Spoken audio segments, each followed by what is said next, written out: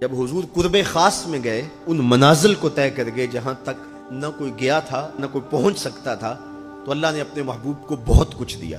محبوب کی جھولی میں بہت کچھ ڈالا اور ڈال کر کے کہا اے محبوب یہ تو میں نے خود دیا ہے، اب تو اپنی چاہت بھی بتا، تیری چاہت کیا ہے۔ یہ مہمان نوازی کے تقاضے ہوتے ہیں نا، کہ سب کچھ پیش کرنے کے بعد بھی میزبان کہتا ہے آپ کی کوئی پسند، تو سب کچھ دینے کے باوجود پیارے بتائیے آپ کو کیا دیا جائے۔ اب پھر حضور کی ڈیمانڈ دیکھیے، حضور نے مانگا کیا؟ الو زر مانگا، دولت مانگی، یہ تو قدموں میں رلتے تھے، حضور آنکھ اٹھا کے نہیں دیکھتے تھے۔ تو پھر مانگا کہا اے اللہ ساری زندگی میں کہتا رہا کہ تو میرا رب ہے، یہ میں نے غاروں میں بھی کہا، طائف کے بازاروں میں بھی کہا، مکے کی گلیوں میں بھی کہا، برستے پتھروں کے سائے میں بھی کہا، میرے سر انور پہ اوجلی ڈالی جاتی رہی، میں نے سر نہیں اٹھایا اور کہا کہ تو میرا رب ہے۔ ساری زندگی میں نے کہا کہ تو میرا رب ہے، آج تو بھی تو کہہ دے کہ تو میرا بندہ ہے،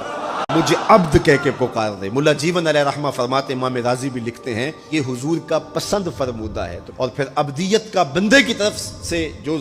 اظہار ہوگا اس کے لیے پھر 50 نمازوں کا تحفہ دے دیا، اور وہ 50 نمازیں پھر 5 نمازوں کی صورت کے اندر باقی رہیں۔ حضرت موسیٰ نے تو عرض کیا تھا کہ ایک بار اور جائیے، لیکن میرے حضور نے کہا تھا مجھے اپنے رب سے حیا آتی ہے۔ عادت باری یہ تھی نا، ہر بار 5 نمازیں معاف ہوتی تھی، اب بھی جاتے تو 5 نمازیں معاف ہو جاتی، لیکن کہا کہ اپنے رب سے حیا آتی ہے۔ اب امت کو کیا حیا نہیں کرنی چاہیے کہ 5 نمازیں امت کے لیے رہ گئی، ثواب 50 کا ہی ملے گا، اور معراج کا خاص تحفہ لے کر آئے اور کہا کہ الصلاۃ معراج المومنین، یہ مومن کا معراج ہے، میں تو سر عرش پہنچا ہوں، لیکن تمہارا معراج کیا ہے؟ تم سجدے میں سر جھکاؤ، دیکھنا تمہارا مالک تمہیں کتنا قرب دیتا ہے۔ جب کوئی شخص سجدہ ریز ہوتا ہے اس پہ اتنی رحمتیں اترتی ہیں، اگر اسے پتہ چل جائے کہ یہ رحمتیں نازل ہو رہی ہیں، وہ سجدے سے ساری نہ اٹھائے۔